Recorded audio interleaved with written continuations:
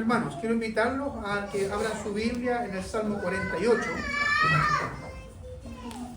Salmo 48 es el salmo que, con la ayuda del Señor,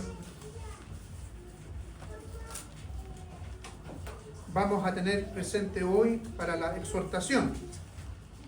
Salmo 48, son 14 versos.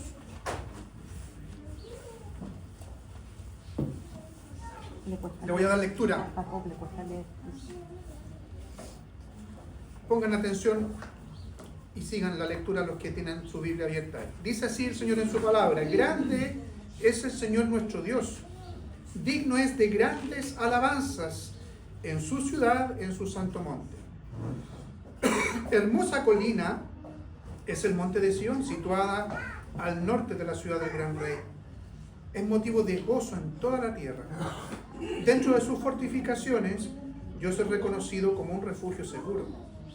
Los reyes de la tierra se reunieron y juntos avanzaron contra la ciudad, pero al verla quedaron perplejos y desconcertados, huyeron presurosos. Allí mismo les sobrevino gran temblor. Se retorcían de dolor como parturientas. Y es que tú, con el viento solano, destrozaste las naves de Tarsis. Lo que antes oímos, ahora lo hemos visto. En la ciudad de nuestro Dios, en la ciudad del Señor de los ejércitos, Dios afirmará su ciudad siempre. Dios nuestro, dentro de tu templo nos acordamos de tu misericordia. Dios nuestro, tu nombre es digno de loor. Hasta los confines de la tierra, con tu diestra prodigas justicia. Por tus juicios se alegra el monte Sión y se regocijan las ciudades de Judá. Recorran los alrededores de Sión, paseen por ella y cuenten sus torres. Observen con atención sus murallas, fíjense en sus fortificaciones, para que puedan decir a los que están por nacer: este es nuestro Dios, ahora y para siempre. El Dios nuestro nos guiará más allá de la muerte. Oremos. Señor, te damos gracias porque podemos tener muy presente tu palabra hoy, no solamente en este momento de la predicación, sino que en todo el culto. Señor, que tu palabra bendita pueda obrar en nuestra propia necesidad, porque todos nosotros las tenemos, y distintas, Señor. Algunas coincidirán, otras no. Pero tú sabes, Señor, cómo tratar con nosotros. Lo haces a través de la obra de tu Santo Espíritu por medio de tu palabra. Señor, que tu palabra sea predicada de manera fiel. Por eso te pido que tengas misericordia de mí, Señor, pero también de mis hermanos que están presentes hoy, para que puedan, Señor, atesorarla, tomar, Señor, lo bueno de todo lo que salga de mi boca, Señor, y puedan desechar aquello que no corresponde. Ayúdanos a todos, Señor, por medio de tu Santo Espíritu. Lo pedimos en el nombre de Jesús. Amén. Amén. Bien, estamos en el penúltimo salmo que vamos a tocar este año.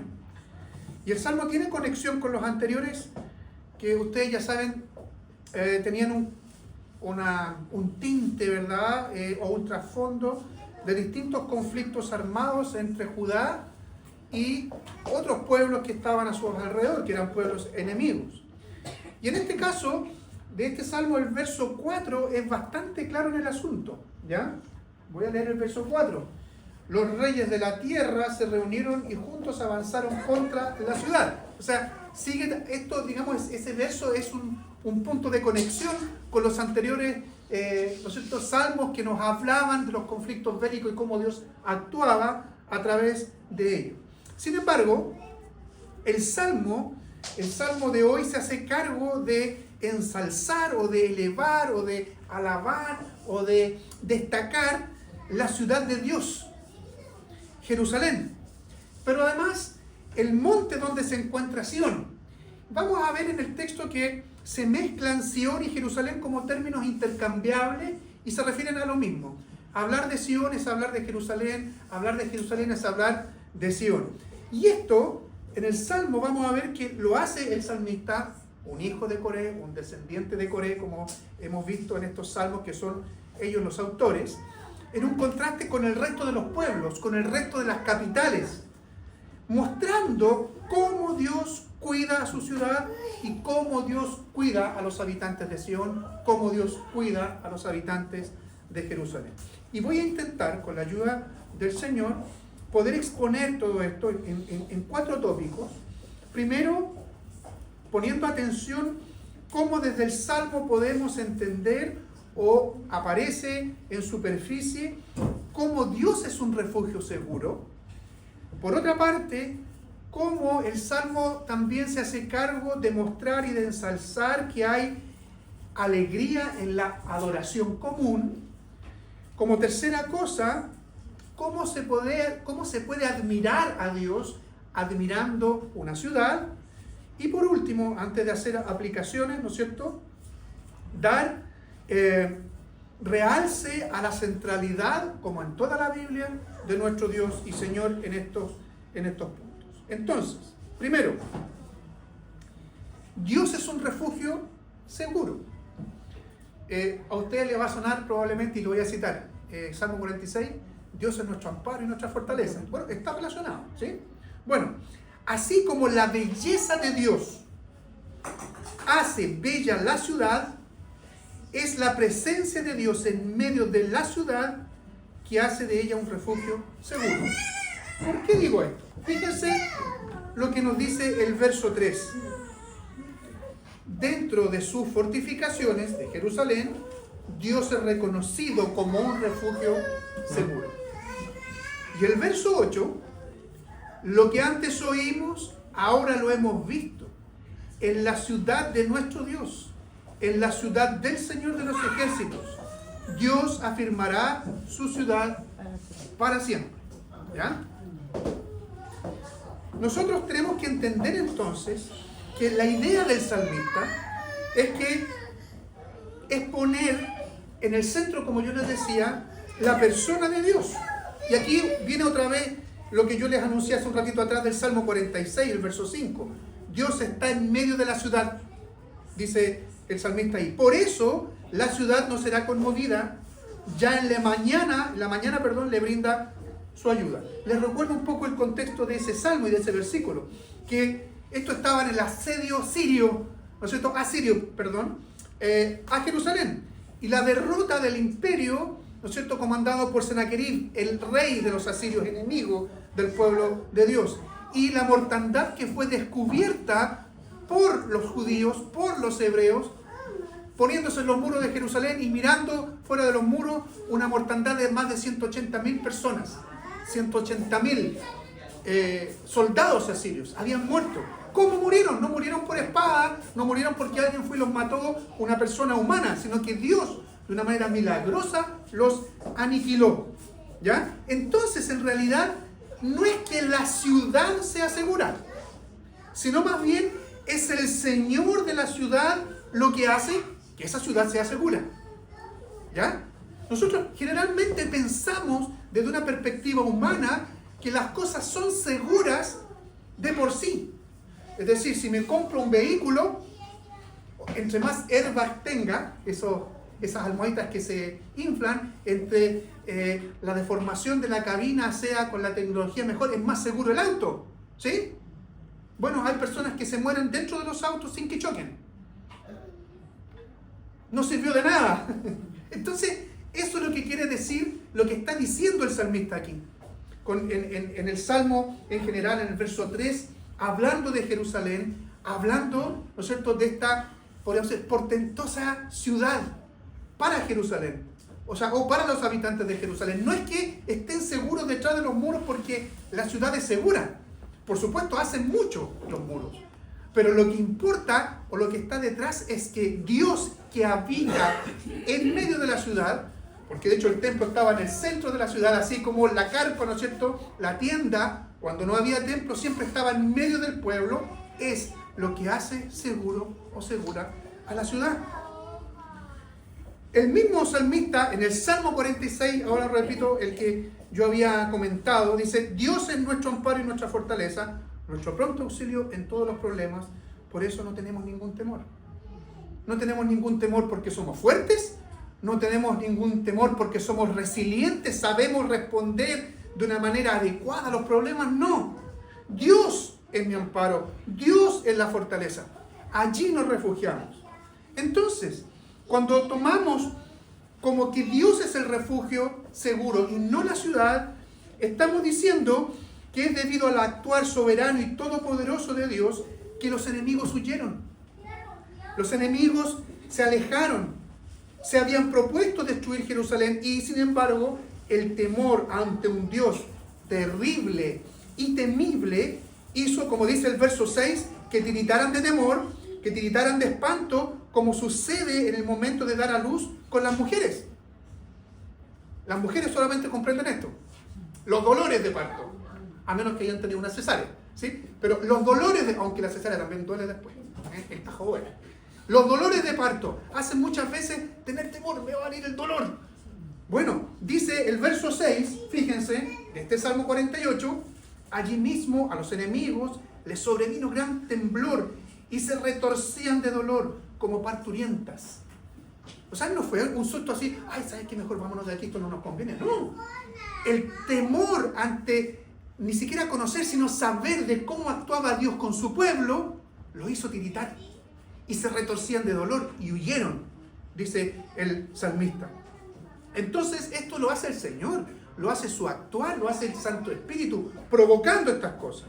Y el salmista agrega una imagen más para ilustrar el poder sobrenatural de Dios, usando la imagen de la que en ese tiempo era la armada más grande y más poderosa de aquella época. Eran los fenicios. Y a eso se refiere el verso 7. Y pone esta imagen. Y es que tú con el viento solano destruiste las naves de Tarsis. Lo que está diciendo el salmista es que el poder de Dios no era solamente en algún tópico, o podríamos decir en infantería. No, el poder era total. Tanto así que las armadas o la armada más grande que existía y más poderosa como era la armada fenicia, el Señor la derrotaba y la hacía pedazos con viento. Es como decir, soplo. Un soplo del Señor desbarataba las más grandes y poderosas armadas. Y así entonces podemos pasar, entendiendo esto, que hay fortaleza y que el Señor es seguro, a entender la belleza del Señor. Hay muchos himnos, muchas alabanzas que retratan esto. Cantábamos Glorioso Cristo. Decíamos, la creación es linda, la creación es bella, la creación humana es bella. Claro, aunque hay personas que podemos ser más feos o menos feos que otros, pero se refiere a la creación. Jerusalén es bella, como ciudad es bella, pero estamos diciendo que Dios es bello. Entonces, ¿la ciudad de Dios y el monte de Sión son bellos? ¿O Dios, el Señor, es bello? ¿Qué está diciendo el salmista cuando habla que Jerusalén es hermosa, que esta ciudad es hermosa? Claramente el Salmo habla de la ciudad o habla del monte Sión como bellos. Sin embargo, hablar o cantar de Sión, cantar de Jerusalén, que son, como yo le decía, términos intercambiables para hablar de la ciudad de Dios, es alabar o exaltar a Dios mismo. Es la presencia de Dios en medio de la ciudad lo que hace bella a la ciudad.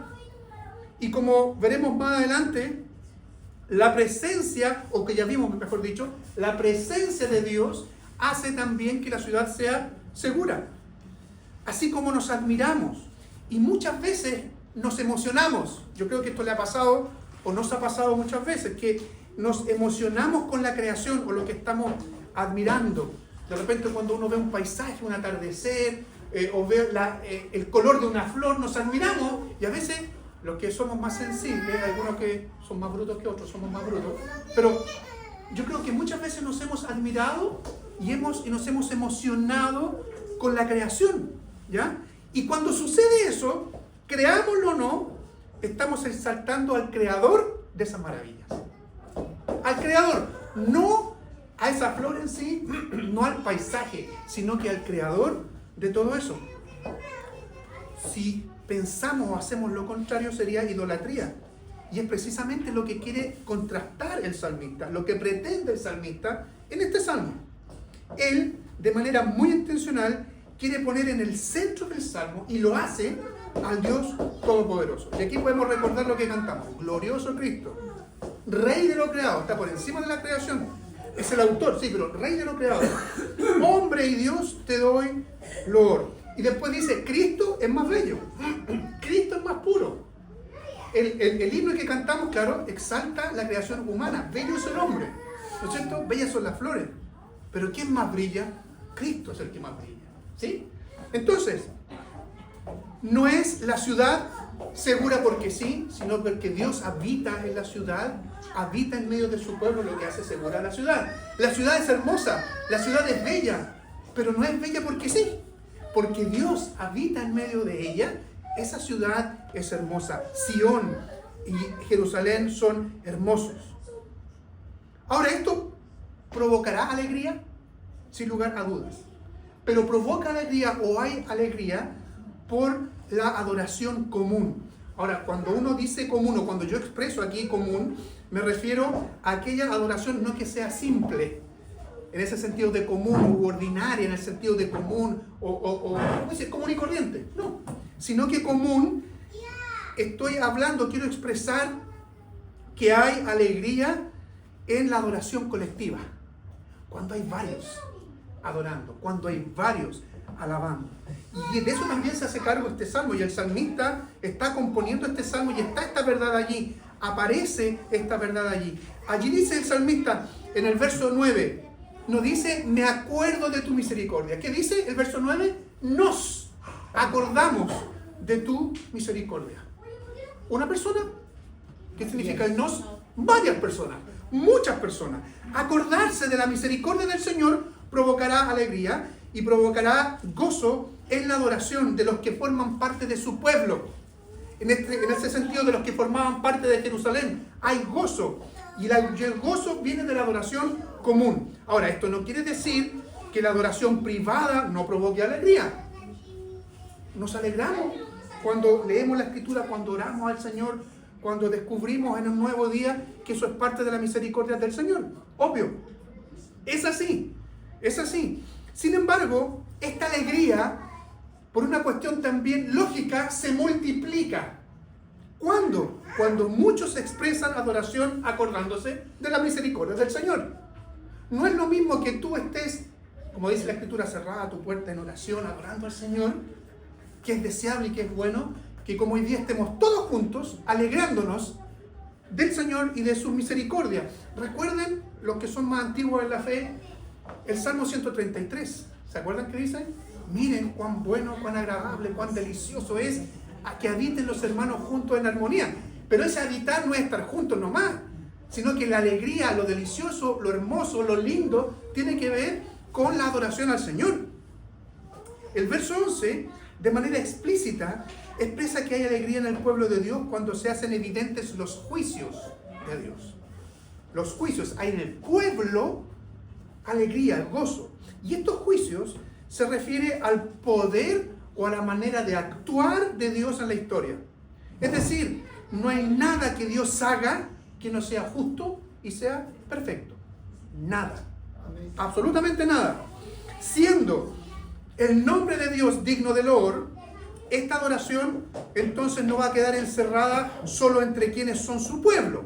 En el caso del Salmo, Judá, Jerusalén, sino que alcanzará, como dice el verso 10, la segunda parte, hasta los confines de la tierra. Fíjense lo que dice el verso 10. Dios nuestro, tu nombre es digno de loor. ¿Entre nosotros? No. Hasta los confines de la tierra. Esto habla de lo que muchas veces hemos descubierto en estos salmos, de la universalidad del reino de Dios.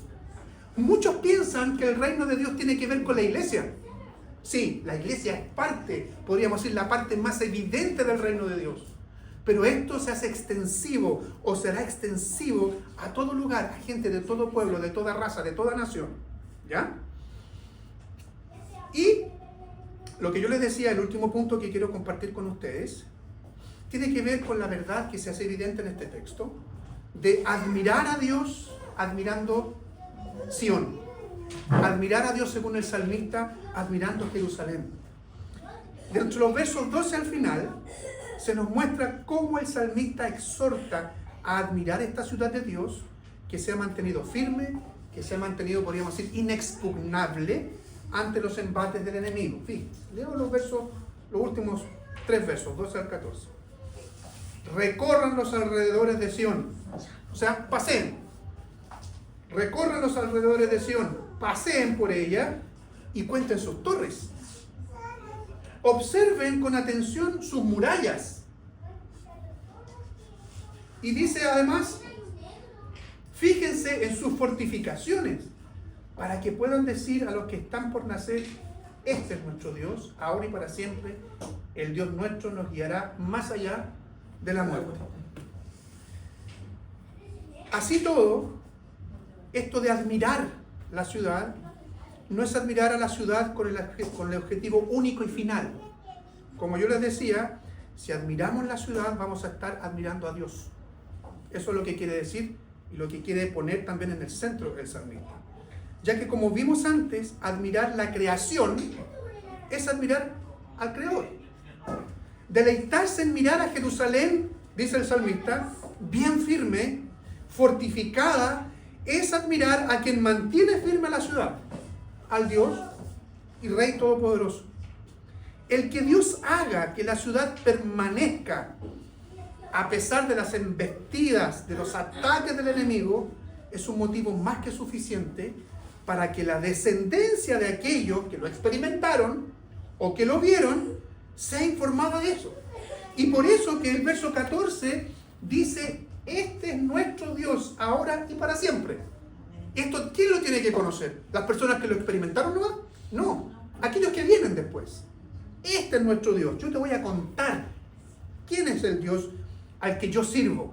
Este es nuestro Dios. Es la misma actitud, es el mismo sentido que los padres de familia debían mostrar a sus hijos, si se recuerdan, cuando ellos llevaban a cabo los mandamientos y los sacramentos del pacto de gracia en el Antiguo Testamento. ¿Ya? ¿A qué me refiero? A una cita que he traído a colación bastante en los últimos sermones. En Deuteronomio 6, capítulos 20 al 21. ¿Qué dice? El día de mañana, no el lunes, no se está refiriendo desde el día de mañana, así que en algún momento, cuando tu hijo te pregunte, papá, mamá, ¿qué significan los testimonios, los estatutos, los decretos que el Señor nuestro Dios les mandó cumplir? Esto que estoy viendo, este sacramento de la Pascua que comemos, por ejemplo, lo que hacían en el Antiguo Testamento, ¿verdad? Estos sacrificios que hacen los sacerdotes, el que nosotros tengamos que recordar que Jehová, nuestro Dios, Jehová uno es. ¿Por qué? ¿Por qué, papá? ¿Por qué, mamá? Dice el Señor en su palabra, les vas a decir a tus hijos, en Egipto éramos esclavos del faraón, pero el Señor nos sacó de allá con mano poderosa. Es la razón de nosotros celebrar y cumplir esta parte del pacto que nos corresponde a nosotros. Entonces el salmista está en esa coincidencia hermosa diciendo, observen con atención sus murallas, fíjense en sus fortificaciones, para que puedan decir a los que están por nacer, este es nuestro Dios, este es el Señor. Pero hay algo mucho más profundo, mucho más, yo diría mucho más glorioso en esto. Y es que nuestro Dios, según el salmista, dice que no es ahora, sino que esto va a ser de ahora y siempre. El verso 14. Ahora y siempre. Es decir, seguirá guiando, seguirá pastoreando a su pueblo más allá de la muerte. Es decir, después de esta vida terrenal, después de esta vida temporal, después de esta vida que es breve en comparación con lo que viene, este Dios seguirá cuidando de los suyos. Podríamos decir, esto no termina aquí. Esto no termina aquí. Esto comienza aquí.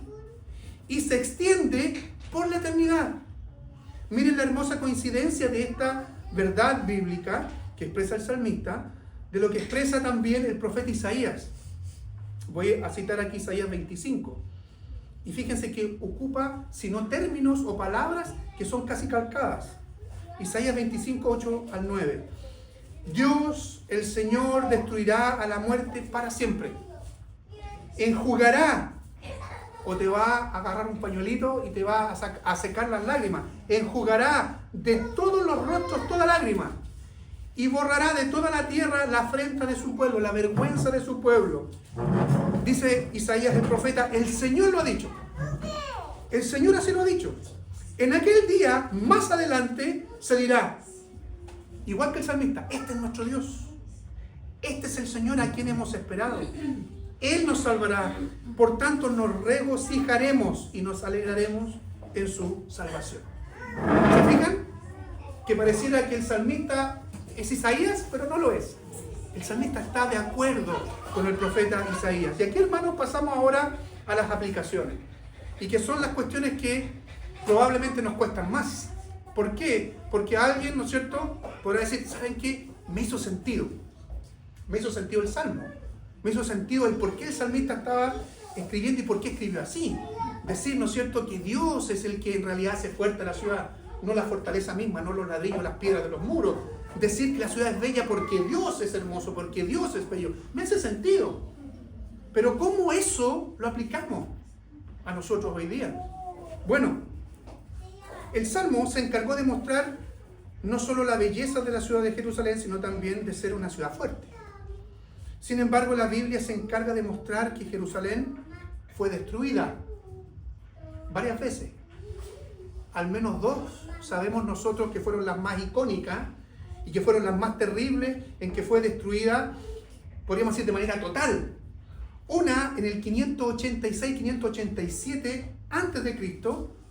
por el rey de Babilonia, Nabucodonosor. No quedó Jerusalén. No quedó Jerusalén. Después de Cristo, 70 años después de Cristo, el general Tito, ¿no es cierto?, un general romano, ¿no es cierto?, a cargo del ejército de Roma, destruyó también de Jerusalén. No quedó nada. Entonces alguien podría preguntar, pastor, ¿dónde quedan las expresiones de este salmo entonces? Que la ciudad fue fortificada, que era inexpugnable, nadie podía meterse porque los enemigos llegaban a retorcerse de dolor como una mujer que estaba por parir. ¿Dónde queda eso? Porque al menos de una manera total fue destruida 2 veces. ¿Dónde queda esto? Hermanos, esto tiene que ver, y aquí es donde tenemos que aplicar a nuestra vida esto.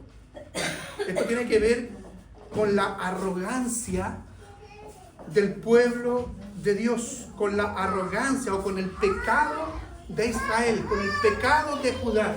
¿Y qué tiene que ver esto conmigo? ¿Acaso no muchas veces tristemente nos comportamos de una manera arrogante? ¿Qué significa arrogancia? Viene de arrogarse algo. Yo soy el más importante. Yo soy para mí mi medida. Eso es arrogante. Lo contrario de arrogante es ser humilde. ¿Ya? Entonces, el pueblo de Dios en su arrogancia fue disciplinado por el Señor y así aprendió por un tiempo, como sucede con nosotros. Destruida Jerusalén completamente 2 veces. No hacer caso a la voz de Dios por medio de sus profetas fue el motivo que usó Dios para destruir Jerusalén. Esa ciudad que, claro, era muy segura cuando Dios estaba en el centro. Era muy bella, hermosa cuando Dios estaba en el centro. Pero cuando el pueblo saca del centro de la ciudad, cuando el pueblo saca del centro de la ciudad a Dios, cuando el pueblo saca del centro de su vida a Dios, ocurren estas cosas. Y eso sucede con nosotros y con la iglesia hasta el día de hoy. Queridos hermanos, yo quiero contarles que hay iglesias locales, que hay en una ciudad, la que sea, que han desaparecido. No existen hoy día. Y la Iglesia Presbiteriana de Chile no está exenta de eso, a propósito de los 157 años que hemos cumplido. Hay ciudades donde estuvo la presencia de la iglesia y hoy no está. ¿Y saben por qué no está? No es porque, los hermanitos se enfermaron, pasó esto. No, es porque se quitó la centralidad de Dios de esa iglesia y desapareció. Bueno, así tenemos que aplicar esta palabra a nosotros. Significa esto que la congregación Valle de Gracia, que aún no es una iglesia organizada, porque si bien hay un pastor, no hay presbítero, no hay un consistorio, no puede desaparecer, porque Dios está en medio nuestro. Estamos expuestos a que desaparezcamos así. ¿Por qué? Si nosotros quitamos del centro de nuestra vida, del centro de la comunidad, a Dios mismo. Esa fue la razón de la destrucción de Jerusalén, como le decía, a manos de Nabucodonosor. De hecho, Jesucristo profetizó de la destrucción de Jerusalén 70 años después. En Mateo 23, verso 37, dice así el Señor: Jerusalén, Jerusalén, que matas a los profetas y apedreas a los que te son enviados. ¿Cuántas veces yo quise juntar a tus hijos como junta la gallina sus polluelos debajo de sus alas, y tú no quisiste? Tú te negaste. Jesús, en otra parte dice, Jesús salió del templo y ya se iba cuando sus discípulos se acercaron para mostrarles los edificios del templo. Fíjense qué coincidencia con el Salmo. Miren acá, mira el templo. Para mostrarles los edificios del templo. Él les dijo, ¿ven todo esto? De cierto les digo que no quedará aquí piedra sobre piedra. Todo será derribado. Así sucedió 70 años después. Y Marcos capítulo 13, verso 1. Jesús salía del templo, dice el texto, cuando uno de sus discípulos dijo, Maestro, mira qué piedras, mira qué edificios. ¿No dice eso el Salmo? Admiren Jerusalén. Mira qué edificios. Bueno, eso fue destruido. ¿Por qué? Porque Cristo dejó de estar en el centro de la ciudad. Cristo dejó de estar en el centro del corazón de cada una de esas personas. De esto último podemos aprender mucho. Así como en el Antiguo Testamento hay tipos o imágenes que representan, personas incluso, representan a Cristo, tipologías de Cristo, como Adán. Adán fue un tipo de Cristo, pero falló, guateó, no dio el ancho. Noé fue un tipo de Cristo. Allí, ¿no es cierto?, se refugiaron en el arca que Noé construyó y se salvaron. O sea, Noé haciendo las veces, entre comillas, ¿no es cierto?, un tipo de salvador. Jacob, pero no el que está acá, el Jacob de la Biblia, también es un tipo de Cristo. Bueno, también existen tipos o tipologías de iglesia. Sion o Jerusalén son tipologías de la iglesia. Entonces aquí también podemos aplicar, digo esto porque tristemente, queridos, muchos se refugian en la iglesia como un lugar seguro en vez de refugiarse en Cristo. Dicen, ¿sabes qué? Yo me voy a llegar a esta iglesia. ¿Por qué? Porque así voy a estar seguro. Era la misma estupidez que pensaban muchos que estando dentro de Jerusalén y mirando esas piedras, mirando esa muralla, aquí estamos seguros. No, el que permite que estés seguro y donde estamos seguros es en Cristo. Y muchos se llegan a la iglesia con una simple idea religiosa. Aquí estoy seguro, porque aquí, entre comillas, está Dios, aquí se habla de Dios, estoy seguro. No, si tú no estás en Cristo, jamás estarás seguro. Eso es idolatría. Muchos piensan o creen que por ser parte o miembro incluso de la iglesia tienen asegurada la salvación. No, eso es idolatría. Del mismo modo en que muchos confiaron, como yo les decía, en las murallas de Jerusalén en tiempos de Nabucodonosor o en tiempos de General Tito y murieron. Fueron arrasados. La seguridad está en Cristo, no en ser miembro de una iglesia local. Pastor, usted se está metiendo en problemas. ¿Cómo está diciendo que...? O sea, ¿no hay que ser miembro de la iglesia? No digo eso. Si estoy seguro en Cristo, eso necesariamente me hace ser parte de su pueblo, parte de la iglesia, y no de una iglesia local solamente, sino que de la iglesia universal. Y además, eso mismo me debe impulsar a ser parte o miembro de una iglesia local, donde sí voy a ser cuidado por el Señor y además voy a ser capacitado para cuidar de otros. Hermanos, ese es el orden. Ese es el orden. Esos son los pasos que el Señor permite que sus hijos vayan dando. Tomás de Aquino, por allá, fue un sacerdote de por allá del 1200, enseñaba de una manera sabia lo siguiente. Él decía, ¿saben qué? Una persona que está fuera de la iglesia no puede ser salva. Algunos toman esto y lo tuercen, y lo han torcido hasta el día de hoy. Pero Aquino, Tomás, tenía, digo Tomás de Aquino porque Tomás viene ahí, ¿no es cierto? Tiene razón, pero ¿dónde está el torcer esto? Hasta el día de hoy, la Iglesia Católica Apostólica Romana dice, el que está fuera de la Iglesia Católica Apostólica Romana no es salvo. Nosotros estaríamos fuera, estaríamos fritos. Pero la Biblia y lo que enseña Tomás de Aquino no es eso, sino que el que está fuera de la iglesia como un hijo de Dios, porque si el Señor te llama, te transforma, ¿verdad? Te hace una nueva criatura, te conviertes, pasas a ser parte de su cuerpo. Por lo tanto, obviamente, los que son parte del cuerpo de Dios, del pueblo de Dios, son los que son salvos. Si no estás allí, no eres salvo.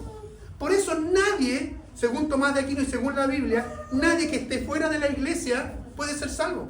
son los que son parte del pueblo de Dios. Pero ojo con esto, no porque yo digo soy miembro, soy salvo. O Cristo me transformó, sino que al revés. Cristo me transforma. Cristo cambia mi vida. Y por eso yo ahora quiero, no solamente en lo abstracto, sino que en lo nominal, sino que de manera efectiva, quiero ser parte de un grupo de creyentes en donde yo soy cuidado y yo cuido de otros. Ese es el orden. ¿Ya? Y por último, hermanos, o penúltimo, perdón. La iglesia es bella porque Dios habita en medio de ella. Porque Cristo es bello. ¿Ya? Ya lo hemos dicho. Es Cristo quien hace brillar la iglesia. De la misma manera dice el Evangelio de Mateo en el Sermón del Monte de Jesucristo, que quedó registrado en el capítulo 5. De la misma manera que la luz de ustedes alumbre, dice Jesucristo, delante de todos, para que todos vean sus buenas obras y glorifiquen a su Padre que está en los cielos. El mandato bíblico es que brillemos, que la iglesia brille, que la iglesia alumbre, de tal modo que Dios sea glorificado y honrado cuando quienes no son cristianos, o inclusive cristianos nuevos, vean la manera distinta de vivir que tenemos ahora que Cristo es nuestro Señor. Eso es lo que dice el Señor en su palabra allí. ¿Ya? Así como Jerusalén era bella y brillaba, deslumbraba, no porque los arquitectos eran capos, es porque Dios habitaba en medio de la ciudad. Si Dios habita en medio de la iglesia, habita en nosotros a través del Santo Espíritu, la iglesia es relumbrante. La iglesia brilla. Ahora, ¿qué pasa cuando no alumbramos? Porque es posible que la iglesia no alumbre, es posible que la iglesia no brille, es posible que los miembros de la iglesia no alumbren, es posible que los miembros de la iglesia no brillen. ¿Qué pasa? ¿Qué pasa con eso? Fíjense en lo que nos recuerda el apóstol Pablo cuando escribe a la iglesia en Roma. Capítulo 2, verso 24.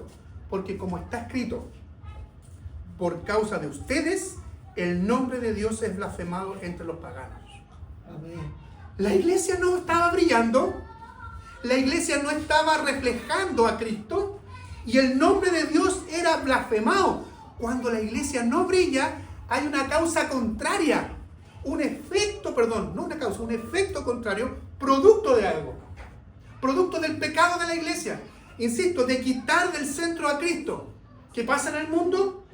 Empieza a blasfemar, empieza a hablar mal de Dios. ¿Esto es posible hoy día? Tristemente no solamente es posible, sucede. Sucede que el nombre de Cristo es blasfemado. Es cierto que la iglesia de Cristo aún no es plenamente perfecta. Alguien, ¿no es cierto?, con estudio podría decir, sí, pastor, pero la iglesia no es perfecta. Pues sabemos que todavía pecamos, todavía tropezamos y por eso no brillamos de una manera mucho más fuerte. Sí, es cierto. Y que sucederá que cuando el Señor vuelva por su pueblo en la segunda venida, será todo completado, la novia que es la iglesia no va a tener ninguna arruga, ¿no es cierto? El vestido estará esplendoroso. Cuando llegue aquel día el Señor se la va a presentar a sí mismo como una iglesia sin mancha y arruga. Sí, es cierto. Pero eso no se excusa para que la iglesia no brille y para que nosotros no nos esforcemos en el sentido de reflejar a Cristo. Entonces, ¿ahora qué? ¿Qué pasaba con Jerusalén acá? Claro, Jerusalén brillaba porque en ese tiempo tenían en el centro a Dios. Pero ¿qué es de nosotros entonces? Hermanos, lo que tenemos que hacer responsablemente para que la iglesia brille, para que nosotros brillemos, es despojarnos del viejo hombre. Es lo que la Biblia dice del viejo hombre, es despojarnos del viejo pastor, del viejo Jan, del viejo Jacob, de la vieja Yoyi. ¿Suena feo esa cuestión? La vieja Yoyi.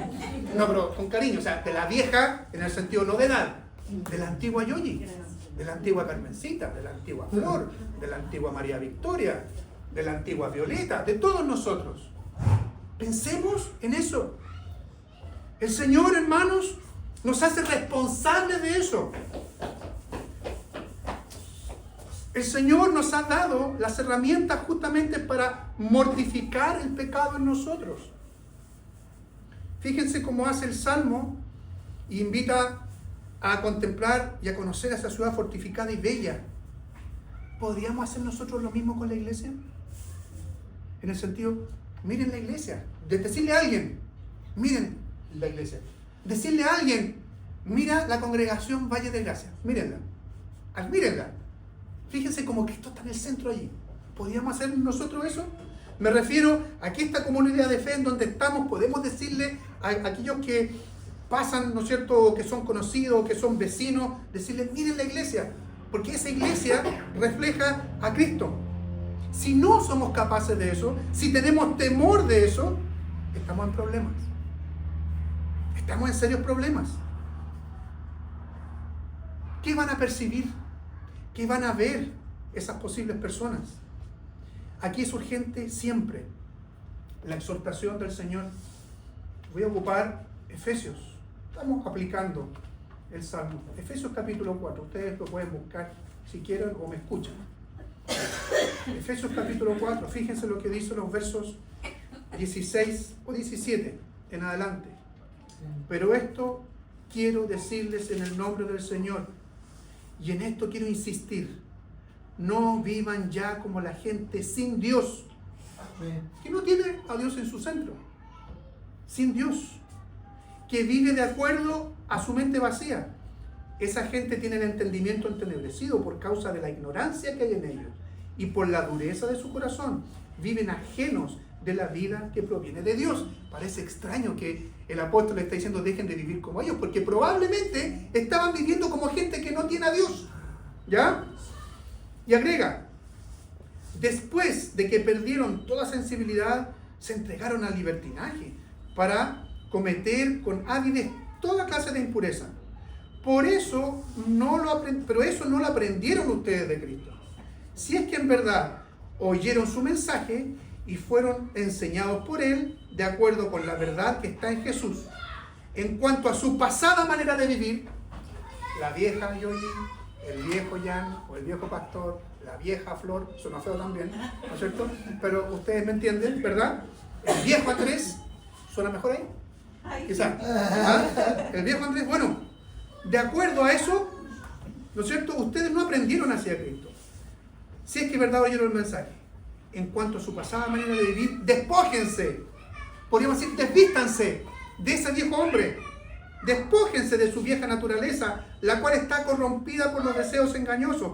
Renuévense en el espíritu de su mente y revístanse. Si se sacan esa ropa vieja, pónganse ropa nueva y revístanse de la nueva naturaleza creada en conformidad con Dios en la justicia y santidad de la verdad. Por eso, cada uno de ustedes debe desechar la mentira y hablar verdad con su prójimo, porque somos miembros los unos de los otros. Enójense. ¿Hay permiso para enojarse? Sí, es natural. Enójense, pero no pequen. Reconcíliense antes de que el sol se ponga y no den lugar al diablo. El que antes robaba, que ya no robe, sino que trabaje y use sus manos para el bien, a fin de que pueda compartir algo con el que tenga alguna necesidad. Y así sigue. Entonces, ¿qué está diciendo el Señor aquí? Y a propósito del Salmo, a propósito de brillar, hermanos, estamos llamados a justamente reflejar a Cristo. Y si usted dice, ¿saben qué? Yo me enojé. Sí, está bien, puede enojarse. Es lícito enojarse. Porque si alguien me daña, me voy a enojar. Es difícil que me dañen y yo me pongo contento y doy gloria a Dios. ¿No es cierto? Es raro. Sí, me voy a enojar. El problema es, como dice la Escritura, que termine el día, que pase el otro, que pase una semana, que pase un mes, que pasen 5 meses, que pase un año. Porque eso dice la Escritura, dar lugar al diablo. ¿Para qué dar lugar al diablo? Para que siga sembrando amargura. Y eso obviamente no va a permitir que la iglesia brille. No va a permitir que cada uno de nosotros brille. Y por último, antes un paréntesis que vino a mi mente. A propósito de esto de reflejar a Cristo y de mortificar el pecado. He escuchado mucho, y es cierto, justamente dar una definición de pecado, pero que queda solamente en la definición, y probablemente ustedes la han escuchado, y es cierta. Pecar es cerrar en el blanco. ¿Lo han escuchado? Pecar es cerrar en el blanco, es decir, si yo tengo un arco y una flecha, ¿no es cierto?, y la apunto al centro rojo o negro, lo que sea, y le tiro y le pega, ¿no es cierto?, como 10 centímetros más arriba. Erré en el blanco. Entonces, pecar es equivocarse, ¿sí? El problema es que mucha de esa definición queda en el aire. Me equivoqué. o pequé. El problema es que la definición no está completa. ¿Por qué digo esto? Porque si bien pecar es errar en el blanco, ¿qué significa dar en el blanco? ¿Qué significa dar en el blanco? Significa que todo lo que yo haga tiene que ser para la gloria de Dios. Eso es dar en el blanco. Si no doy en el blanco, si me equivoco, quiere decir que no di la gloria a Dios. O sea, que Dios no está siendo exaltado, o que Dios no está brillando a través de mi vida. ¿Qué quiere decir esto? Que si yo tengo una mala relación en mi matrimonio, erré en el blanco y no estoy glorificando a Dios. Si yo tengo una mala relación con mis hijos, erré en el blanco. Si yo tengo una mala relación con mi padre, con mi madre, erré en el blanco. ¿Por qué? Porque no estoy glorificando al Señor. Si yo tengo una mala relación con mis vecinos, erré en el blanco, pequé. ¿Por qué? Porque Dios no está siendo honrado. Entonces, hermanos, no nos quedemos tantas veces con esto, con estas definiciones que son correctas, pero que no dan en el blanco. Así la iglesia es la única manera que pueda brillar, buscando dar en el blanco. Y hermanos, para poder dar en el blanco, los que somos aficionados a la casa, hay que practicar. Y hay que afirmar el pulso para dar en el blanco. Y practicar en la vida espiritual significa justamente pedirle al Señor, Señor, quiero más santidad. O dame más pulso para dar en el blanco. Es la manera de que la iglesia pueda brillar. Y ahora sí, por último, haciendo ese paréntesis, así como el salmista insiste una y otra vez en que Jerusalén y el pueblo de Judá se alegran en los juicios o hechos de su Dios. Y esto está dado en el contexto de la celebración comunitaria, de la celebración común de un culto. Hoy la iglesia está llamada a lo mismo. Hermanos, el evento semanal en que los hijos del Señor reunidos pueden y deben alegrarse en su Señor es en su día, hoy día. No hay otro momento tan icónico, tan central, en donde el pueblo reunido pueda alegrarse en el Señor. No es ni el viernes en el grupo pequeño, no es ni ninguna reunión de oración, no es ningún estudio, no, es en el día del Señor. Por eso, el Señor en su palabra, donde leemos los 10 mandamientos todos los santos domingos, acuérdate del día de reposo para santificarlo. Acuérdate del día de... Es el único, yo lo he dicho muchas veces, el único mandamiento que dice acuérdate. No dice acuérdate de no codiciar, acuérdate de honrar. No, el único que dice acuérdate, y yo creo saber por qué, y ustedes creen saber por qué, porque muchas veces nos olvidamos que el día del Señor es este. Por lo tanto, es por medio de su palabra y del Santo Espíritu aquí, hoy, cuando somos llevados a recordar las obras maravillosas de Dios, su carácter, su santidad y su poder. De este modo, es mucho más fácil entonces ahora decir a las generaciones que vienen tras nosotros, este es nuestro Dios. Como dice, termina el Salmo. Este es nuestro Dios, ahora y para siempre. El Dios nuestro nos guiará más allá de la muerte. Y aquí un último paréntesis, que lo recuerdo cada cierto tiempo.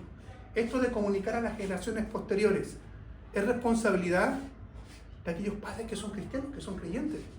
La primera responsabilidad, ahora no es de la vieja Yoyi, es de la Yoyi. ¿De recordar a quién? Alexia. Es la responsabilidad de Bella.